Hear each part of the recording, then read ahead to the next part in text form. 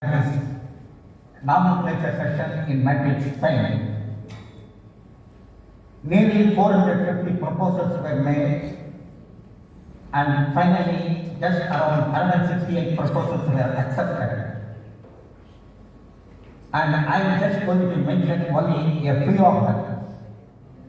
Next slide. So now, in terms of Indian, so now I am called American Indian or Indian American. Although I tried my level best for an Indian to be on any one of the committees. Somehow my attempts were not successful, for which I became unhappy. Nevertheless, of the 168 proposals accepted, there were so many proposals from India which were accepted. And I just list some names, may not be all the names. Nevertheless, in the last 20-25 years, tremendous progress has occurred in India, for which I give credit to, starting from Dr. Sanjay Paul and Dr. Paramjit Singh and Dr. Mao, who have spearheaded the nomenclature courses across India. And again, not only them. Next slide. Several other people, such as Professor Shinde, Professor Dabe, Dr. Negi, Dr. Sabu, Dr. Vinay Rao, Dr. Bhattacharya, all these people, they have done their own share in spreading the nomenclature. And one of the people in the very beginning was Dr. Lakshmi Narasimhan. Sadly, he has passed away. Nevertheless, all these people, they have been doing or they did their best to spread the nomenclature knowledge. Next one. Although the plant taxonomy is a classical or modern, originally it was a European concept. That's what we have been doing, practicing, teaching, learning. But the very concept of type, whatever it calls holotype, lectotype, the very type concept is American. In the very beginning, as some of you may know, there was a resistance outside America to accept the type concept. And finally, it was in 1930, in the Cambridge Congress, it was accepted, but again, they have gained 28 years waiting time. So only from 1958, it became mandatory that every name published should have a type specimen associated. Nevertheless, all the names, whether it was published in 1753 or published now in 2025, every name, as you know, must be linked to a type specimen. Now, I'm somewhat sad that several people, well-educated people in India, do not have the concept of holotype for names published before 1990. As I mentioned just now, it is mandatory from 1958, but 1958 onward, what it says is, every name must have a single gathering as type. Single gathering. It may have 2 specimens or 1 specimen or even 100 specimens. It doesn't matter. As long as it is a single gathering, the name was validly published. But it was from 1990 that there should be a single specimen. How about the names that were published before 1958? Doesn't matter even if there was a single collection mentioned, it is not automatically the tag. Because the court's mandatory concept comes only from 1958. So a single gathering cited before 1958 does not automatically become the tag unless the publishing author mentioned a single specimen, not single collection, a single specimen. Please look at the example. When Tuckerman published Ophigrapha Aulabela, he clearly stated the single specimen before me. He didn't use the term type or holotype, but he did mention a single specimen before me. So automatically the court says it becomes the holotype. Next slide. Alfonso de Cando, for publishing his new species Campanula pratensis, clearly said specimen unicum in Paris Herbarium. He didn't use the term tag or holotype, but he clearly mentioned specimen unicum, a single specimen. Again, that single specimen in the Paris Herbarium automatically becomes the holotype. I give another example by Cole, published in 1816. He merely said the flowering time, the locality. He didn't even say who collected it. How there can be a holotype? And where did Kunt work? Kunt worked mainly at Paris. If there is a single specimen at Paris, is it the holotype? Not necessarily, because we do not know how many specimens he saw, how many specimens he used for his description. To begin with, he didn't even say who collected it, even though it was well known. It was Humboldt and Bonpland. But they did not collect always together. There were cases wherein Humboldt collected separately and Bonpland collected separately. So, was the specimen used by both, was it collected by both the people or one of the two people? You do not know unless we see the specimen label. So, in such a situation, there is no question of designating something as holotype. If you do that, to begin with, it will be doubtful. And secondly, Kunt worked in Paris. So if someone designates a specimen at Berlin or at Kew, so as holotype, again it is an error. So what I am telling is, the Botanical Survey of India and other institutions have been holding nomenclature courses across India.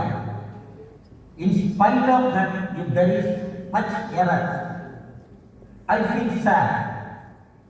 In no other country, these nomenclature courses are held all over the country. They may just hold it in a particular place occasionally, but only in India, almost every year, a course has been built somewhere, for which the main credit goes to the Botanical Survey of India. Next one.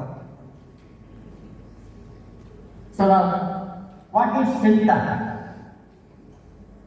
So now, earlier I mentioned, citation of type is mandatory only from 1958. So even in 1958, there can be the situation of syntax. How? If a single gathering is mentioned, and if the single gathering has 5 specimens, and if there is no holotype designation, automatically all those 5 specimens become syntax. So the absence of syntax comes to picture only from 1990. Prior to 1990, even a single gathering may have syntax. So syntax may come from a single gathering or syntax may come from multiple gatherings. What is isosyntax? The code doesn't give an exact, precise definition for isosyntax. We know duplicates of syntax for isosyntax, but directly. So in general, people ask me, what is isosyntax? Well, if the author, Bentham, he was achieved on, you may have syntax. The duplicates of that syntax occurring elsewhere are isosyntax. This is the reasonable explanation I can come up with. So please remember, whenever there is no holotype, there can be the possibility of syntax. Syntax may come from a single gathering before 1990 or from multiple gatherings. And illustrations cannot be syntax to begin with, and illustration is not a type unless specifically designated. Specifically, person this illustration is the type that he or she is designating. Mere mention of inclusion of illustration does not constitute any kind of type. Next slide. Generic name. For more than 100 years, there was a concept. Any technical term used, descriptive term used as a genus name was not validly published. It published after 1912. Prior to 1912, it was accepted provided that genus was accompanied with a species, one or more species. But from 1912, no. Look at the example 4. Terms like lanceolate, term lobato, they are not validly published because they are descriptive adjectival terms. So this is the concept that has been in existence for more than 100 years. Next slide. Look at the bottom. There is an older genus called Palminus, published in early 2007. It was a red album. I immediately informed the people. Palminus is a descriptive term commonly used in reviews. In the beginning, the authors didn't believe me. Then finally, they understood the mistake and they republished the genus name as Palminus aster, which is okay. So Palminus, when published, was not validly published, and Palminus aster is not a replacement name. A replacement name comes into picture only for a validly published name. Since Palminus is not a validly published name, Palminus is a new genus name. Then in method 4, the whole thing changed. Because even today, many people are not well versed with the Latin terms, and absent-mindedly or ignorantly they use Latin descriptive term as a genus name. So, based on the central code, such names should be invalid. But in order to make things smooth and easy, the method code says recommends not to use the descriptive term, but if used, they are okay. Then what about all such names that were published before? What about Palminus? What about Palminus? If Palminus becomes valid, what happens to Palminus? This is superfluous. So there is all names. They are in front of the relevant committees like vascular committee, organ committee, and fungal committee. They will decide the fate of all such names. So what I am telling is, it is okay now to use a Latin descriptive term as a genus name, but the recommendation is not to use it, but if used, it is validly published. So this is a big difference between Shenzhen code and Madrid code. Next one. Epithet declension. In general, I have been telling people, an epithet may be a noun in a position which does not decline with the gender of the genus.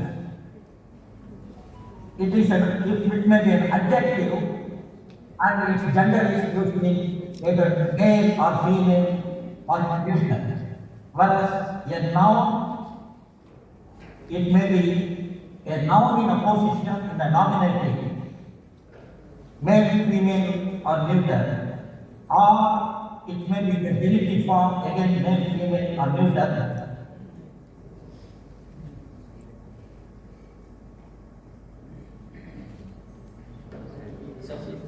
Yes. In addition to a noun, a nominative or genitive and an adjective, even adverbial epithets have been used, but they were not well known. Just like a noun, an adverb epithet does not decline. It stays as it is, just like a noun. This concept was known to some people, not to all people. In the Madrid code, it is made very clear, and a few examples are given. So now, acrosticum, Dior, Brachywater, Theosum, they look like the Diosum and Theosum, they look like adjectival neuter epithet, but they are not. They are adverbial. Postia looks like a feminine adjective, it is not, it is an adverbial. So, Rubus satis, again satis look like masculine adjective, it is not. So now what I am telling is, these were known before, but now the Madrid code made it very clear that adverbial epithets exist and they are like nouns. They do not decline with the gender of the genus name. Sometimes the same epithet can be a noun or it can be an adjective. Look at example 5 at the bottom. Davosia, Cantabrica. It is an adjectival epithet. There is Vaccinium Cantabrica. Cantabricum is neuter, Cantabrica adjective, feminine. If you look at the example 7, Convolvulus Cantabrica, as you all know, convolvulus is masculine, whereas Cantabrica here is not an adjective but it's a noun. Linnaeus used it as a noun. So you can see the same epithet can be an adjective in one place and a noun in another place.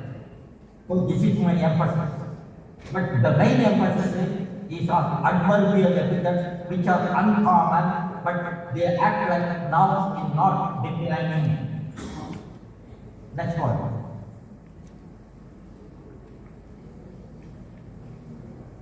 So now, as I mentioned earlier, from 1990, whenever you publish a name, you must use the term pride or follower.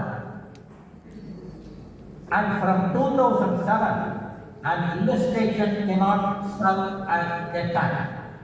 These two aspects are made very clear. Now, if suppose someone in 1991 cited the type as lectotag. Prior to Madrid code, such name of a new taxon was not treated as validly published. Those names were invalid.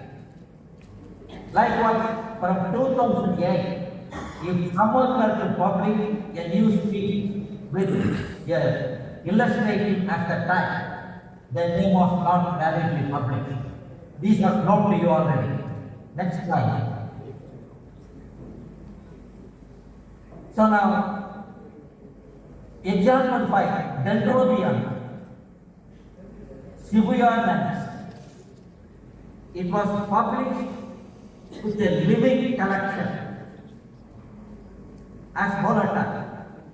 A living collection is not accepted as a type material. So the name was not validly published because a living collection was indicated as volatile. Then in 2006, Ruben Albusia and Christensen, they tried to validate the name and they mentioned the term leptoptile. But since Dendrobium species was not validly published to begin with, and when you are validating, it is name of a new taxon, new species. And for a new species, one cannot use the term leptoptile or a new type or any such thing. You have to use type or volatile. Since Ruben and Christensen used the term leptoptile, it was treated as non-valid publication. I give an Indian example. Persia Himalayensis in 2006, the author absent-mindedly cited 3 collections as type P. Type P is plural in Latin. Typus is singular, type P is plural.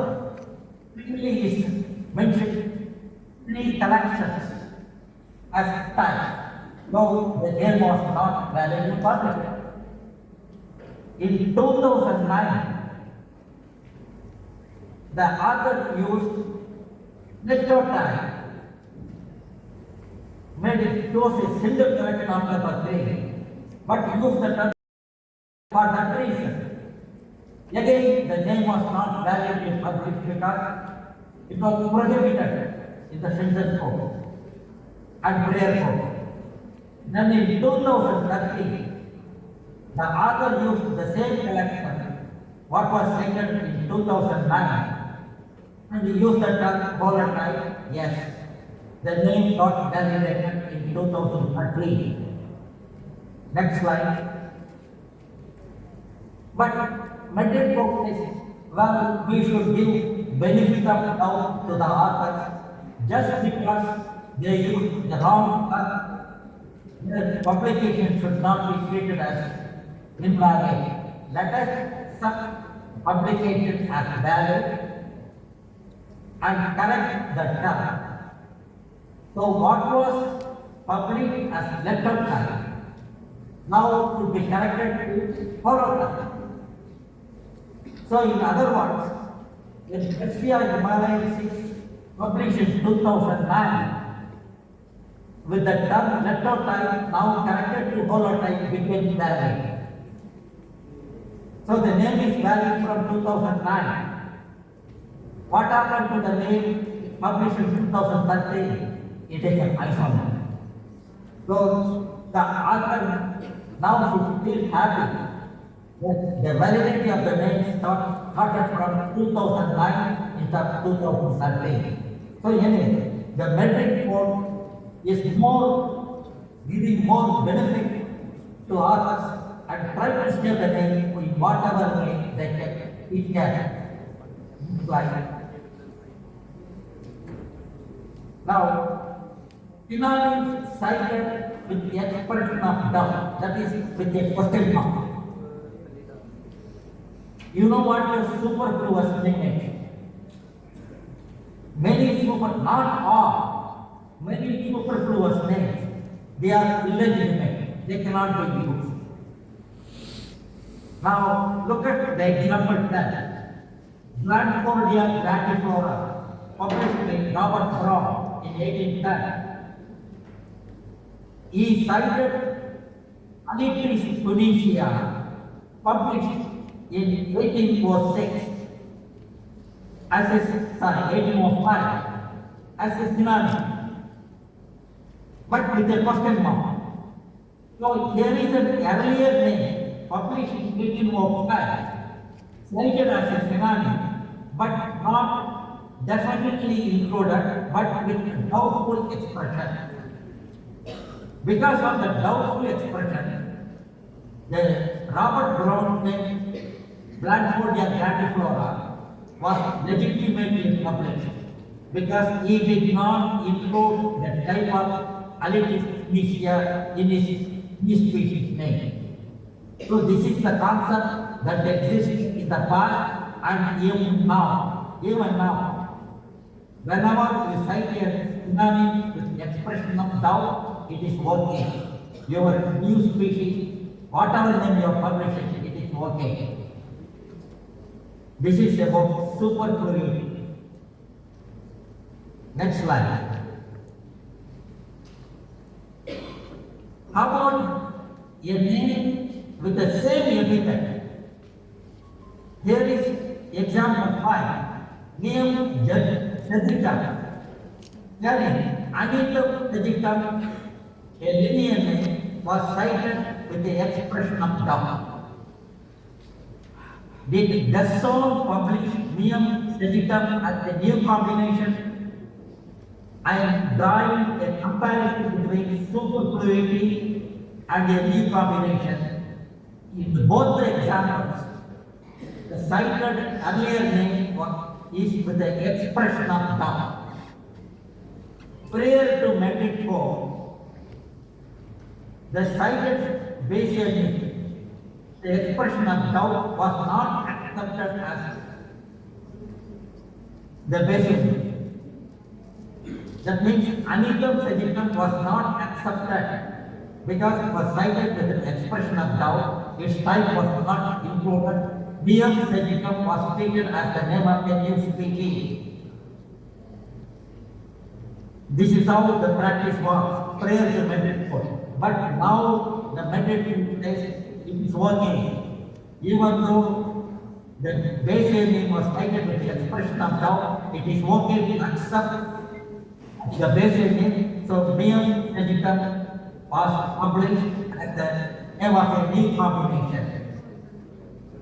What is the difference between the previous example and this example? If you go back to the previous slide. Previously.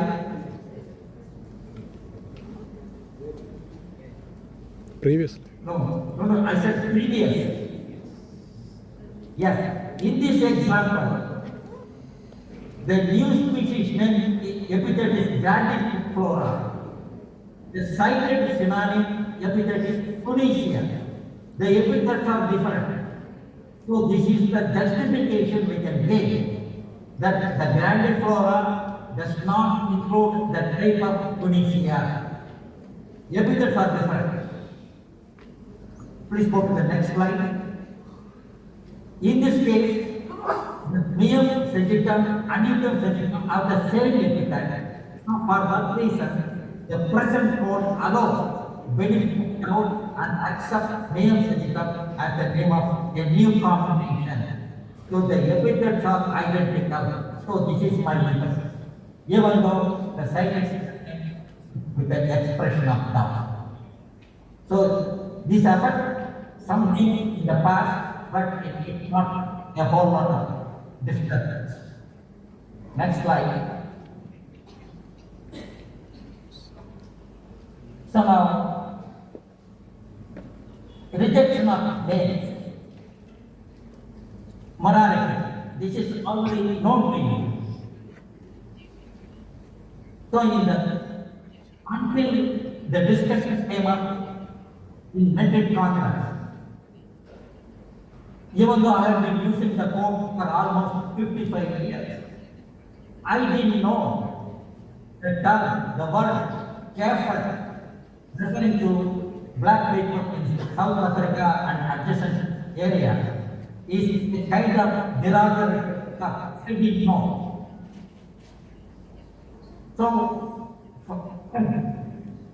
in the Metric Congress, the proposal was made and it was accepted to change Kafra to Afra. Then not all the people were happy with such a change. There were people, there were questions, they were minority. Why to change? What happens? Is the people, do they get any benefit? Well, the only thing I can respond is, maybe it is a mental satisfaction. Mental satisfaction. Because you may not know anyone away from Africa that Kerala is a kind of derogatory term. Until recently, I didn't know what I did. In my time, I thought Arisen is a respectable term. Children of God, children of wisdom. That's what I thought. I thought it was a respectable term instead of calling someone untouchable or anything. But now even the Supreme Court in India says, depending upon the situation, the term would be treated as derogatory. So it all depends what people feel. The next one. The same thing. Bhakti, Chandala. So now there are so many terms, maybe referring to a particular group, but they may feel that they have been insulted. Unless you are in that category, you may not know the. So now, next slide. I deliberately include a scene from an Indian movie, wherein on the portrait, Hindu god Shiva in the text of a Chandala meeting with the Hindu monk Adi, teaching him a lesson that all people are equal, even though the legend says Ankara preached single Atman, but still he didn't accept the Atman in the Chandala earlier, and until he was challenged, confronted. Then the movie shows that Sankara realized his mistake. Things are there, but do we practice it? That's a different question. So anyway, what I'm telling is, everyone should know, everyone, unless you are in that group, you may not feel the pain of others. That's one. Next slide.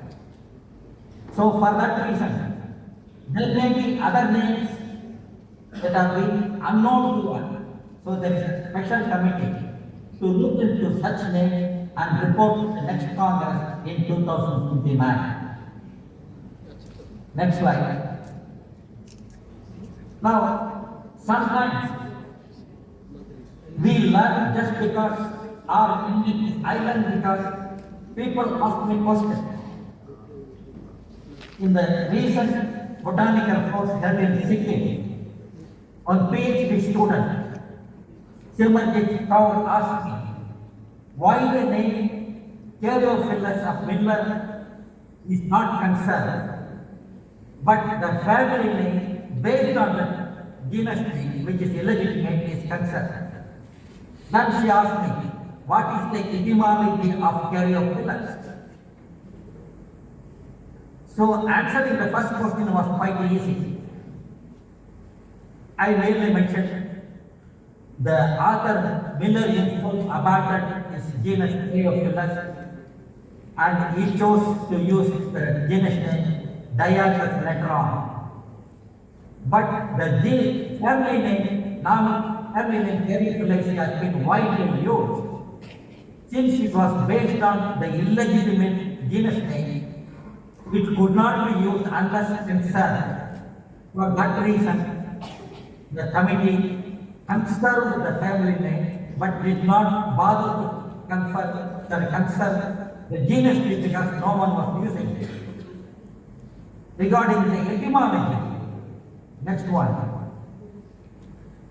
It took me a few hours. It was not a piece of cake. Everyone knows. Carry on means not in gray. Something stony, something hard. Fill on everyone knew. Please, what is carry of fill on? Not leaf, stone leaf. It is nothing. There is no such a thing in the track. Whether it's diagonal or careophilus, whatever you call it, it's a herbaceous plant. What looked like a Greek thing? Why they used it? Then when I went on checking further and further, finally I realized the name came from Indian language. Once per cloud in Tamil and Malayalam, they use something like Karambu.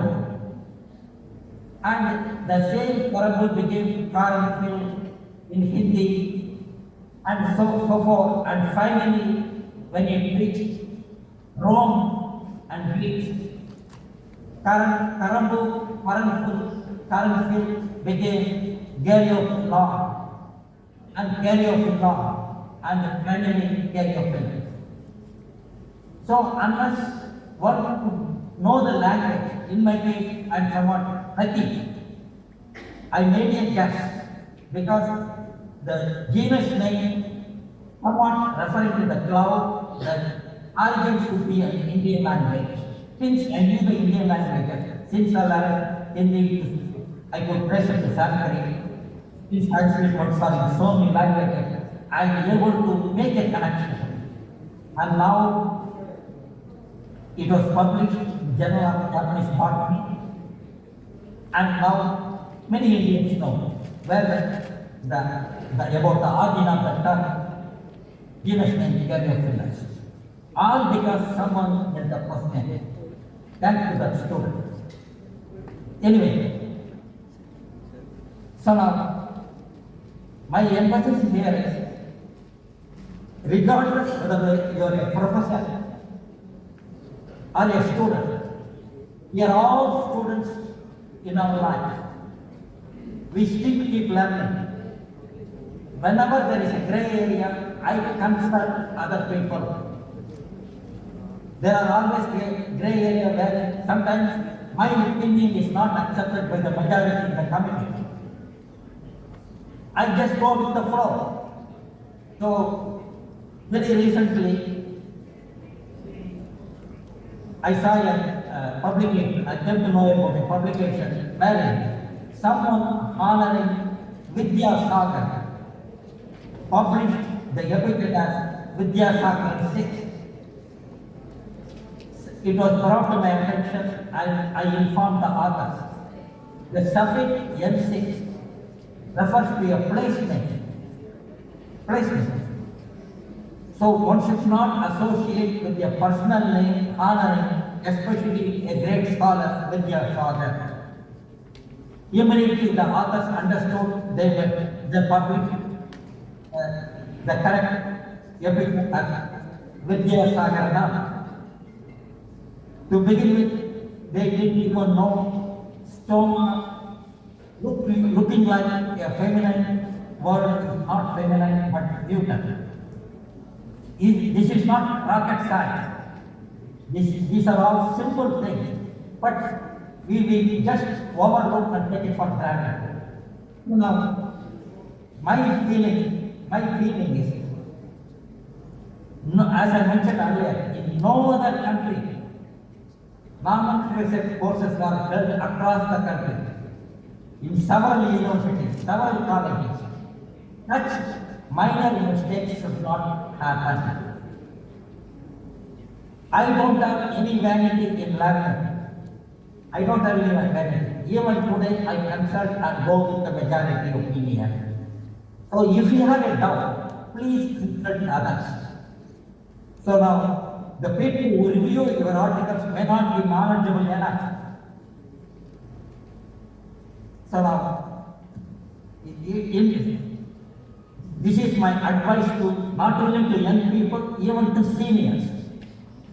We are all students forever. Thank you.